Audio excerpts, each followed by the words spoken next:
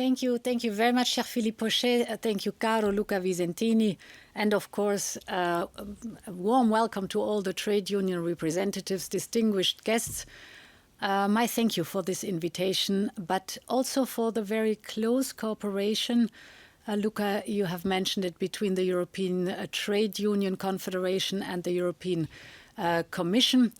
I strongly believe in the importance, indeed, of dialogue with social partners. It is an essential part of our democracy. So good policies which will stand the test of time can only be built through dialogue. And all parts of our society must have a say. And you, the trade unions, represent an essential part of our societies. It is through your engagement that the working people get a seat at the table of decision makers. This is why we're here this afternoon. And this has been crucial through the years to build the European social market economy. I experienced firsthand the importance of social dialogue during my time, of course, as a minister in Germany. And in those days, I worked a lot with unions and employers, for example, to improve the reconciliation of work and family, or to promote the participation of women in top positions, or to introduce minimum wages in some economic sectors, such as the care sector, for example. And I remember, of course, it took long and sometimes difficult negotiations, but it made such a difference in the life of so many hardworking people. And back then, I started supporting the idea of a national minimum wage in Germany. And indeed, I'm proud that last year the European Commission proposed a directive for adequate minimum wages across Europe, of course in full respect of national traditions, and important, the freedom of social partners. I proposed it because I'm convinced of two things. The first one is work should always pay, and everyone who works full-time should at least earn enough to make a living. And my second principle is collective bargaining is crucial, because you need to tailor the minimum wage to the local and the sectoral conditions. So social dialogue is a pillar of our social market economy in good times, and even more so in difficult times like these. It is for this reason that this year, more than any other, this year should be a year of social dialogue. The pandemic is putting our social fabric to test, you mentioned it. Millions of Europeans are worried about the future of their families and their businesses. They worry about the virus, of course, but not only. They see that their jobs and their workplaces are changing rapidly. I know people in their 20s or 30s who have already changed more jobs than their parents in their entire life. And workers of all ages have to learn new technologies or new ways of doing old things. And yes, this can be exciting, but it can also be scary for many. And what Europeans expect is quite simple. They want to know that their hard work will be rewarded. They want to know that if they study and innovate and come up with good ideas, they will get a fair chance to succeed. And they want to know that if they fail, they will get another chance. And this is what Europe's social market economy has always been about: fair opportunities and social protection in times of need. And this is what Europeans are asking for. But today, our economy is changing so fast that this cannot be taken for granted any longer. And the question we all face is indeed, how can we deliver on the expectations of Europeans in a world changing so fast? If you look at our current rules, they are based on old realities, and they do not entirely reflect anymore the speed and the scale of transformations we are embarking on. And for this, I think we need a new social rule book. We need a social rule book that focuses on the quality jobs of the future and opens up new opportunities. A social rule book that allows hardworking people to improve their standards of living. A rule book that gives adequate protection to those in need. And one that ensures solidarity between generations. A rule book that puts skills and innovation and social protection on an equal footing. So it's basically about reconciling the social and the market in a changing economy. But there's also more. We must also reconcile, and this is the title of your meeting today and over the next weeks, we must reconcile our economy with the social and the planet. Europeans have felt the impact of climate change for years. We have all experienced torrid summer sand, torrential rains, which we have never seen before. But during the pandemic, something else has changed in our relationship with nature. Europeans are rediscovering the importance of some common goods in their daily life. Our public health, for instance, as well as the importance of nature, plain and simply, nature. We have seen what our cities could look like with less cars. We have started to measure the distance that separates us from the nearest park or the nearest forest. And at the same time, we must lay the foundations of a healthier economy. An economy that grows without poisoning the air we breathe. An economy that is more focused on the well-being of people. And this is not utopia. This is possible and it is already happening. We know that the investments in clean energy, for instance, create twice as many jobs as investment in the old fossil fuels. So they are good for the environment and they are good for the economy and they are good for people too. And trade unions are leading the work to make this green transition a just transition. I think, for instance, of your Spanish affiliates' engagement for mine workers. You struck deals with coal mining businesses so that when a coal mine closes, workers are being trained on a new job. That's the way it has to be.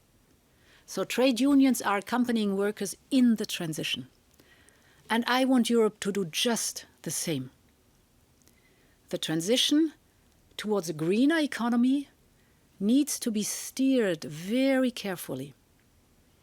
And of course, green innovation must be rewarded and incentivized.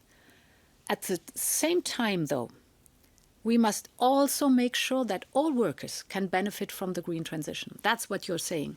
Not just those who work in innovative green companies, that's good, but no, more. All workers in all sectors and all European regions.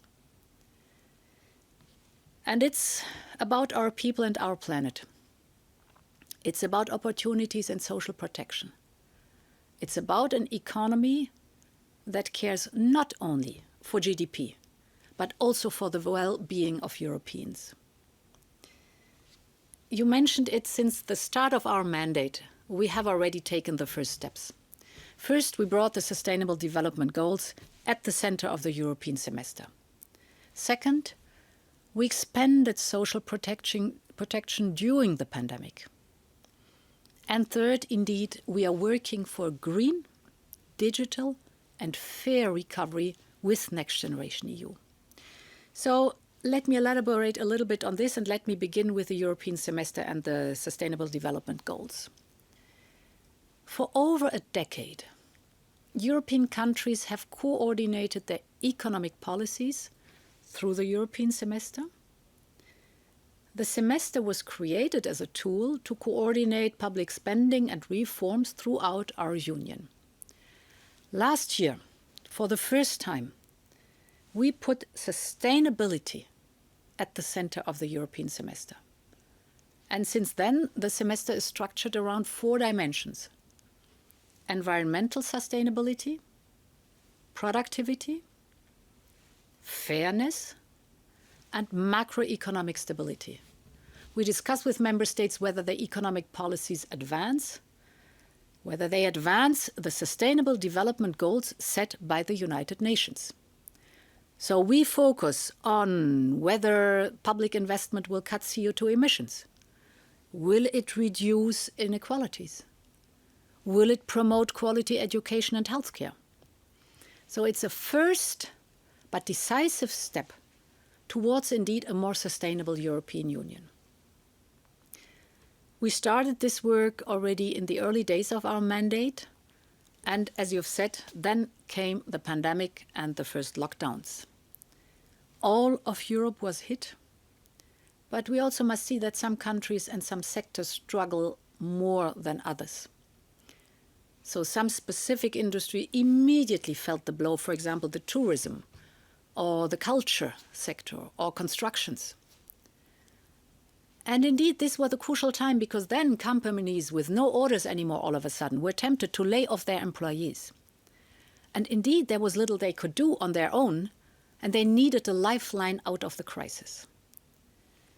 And we should keep in mind that while some member states had the strength to intervene, good so, others simply did not have the financial reserves to do so. And it is my deep conviction that Europe must step up in these circumstances, because all Europeans should enjoy the same opportunities and the same protections in the face of a crisis like this. And indeed, this is why I proposed in March 2020 the European initiative to support national schemes of short-time work. Luca, as you said it, we call it SURE. It is the first initiative of this kind, and I'm very grateful for the support we received from your confederation in those eventful days. It would not have been possible without you. The European Commission is now raising money on financial markets through social bonds, and this money is being used by member states to support their national programs for short-time work. SURE is now providing 90 billion euros in 18 countries to help employees, to help employers, but also, and this is crucial, to help the self-employed. And figures from your confederation show that at the height of the crisis last May, 42 million European workers benefited from income support measures. So Europe took responsibility and delivered social protection to millions of Europeans. SURE was our immediate reaction to the emergency. Our recovery plan, the Next Generation EU, is even more ambitious. With the 750 million euros in investment, we can indeed begin to build the economy of tomorrow. And I'm confident that with such firepower, Europe will recover from this crisis. But for me, one question is even more important. What kind of recovery do we want for Europe? And my answer is that we must aim for a green, a digital, and a fair recovery. The need for a greener economy predates the pandemic. But with Next Generation EU, we can speed up the transition and make it more inclusive. And let me take just one example. You know all that the construction sector was badly hit by the crisis. Now, Next Generation EU can reopen building sites all across Europe thanks to its renovation wave. The main goal is here to make our buildings more energy efficient. We have to keep in mind that buildings account for 40% of our emissions, and very often they waste more of the energy than they consume. So by refurbishing and retrofitting them, we can improve the energy performance of the buildings while preserving our cultural heritage. And Next Generation EU is just doing that. And at the same time, it will contribute to restarting an important economic sector. Next Generation EU will encourage house owners to renovate their properties, but also incentivize the use of innovative materials and new technologies for new buildings. And as a consequence, construction workers will need to learn more about green technologies and materials. So Next Generation EU will also invest in giving workers the skills they need to navigate the green and the digital transition. And this is why, as we worked on Next Generation EU, we also presented a new Pact for Skills. The pact is an offer for cooperation with you, the trade unions, but also with employers, chambers of commerce, and employment agencies. Let us join forces so that as many workers as possible have the skills they need to succeed in an evolving labor market. And if we get this right, the green and the digital transition will benefit not only young professionals in innovative businesses, that's fine, but workers of all ages across all sectors in all European regions. So you see the logic behind Next Generation EU. With the right investment, we can restart the economy. We can make it greener and more digital and make sure we leave no one behind.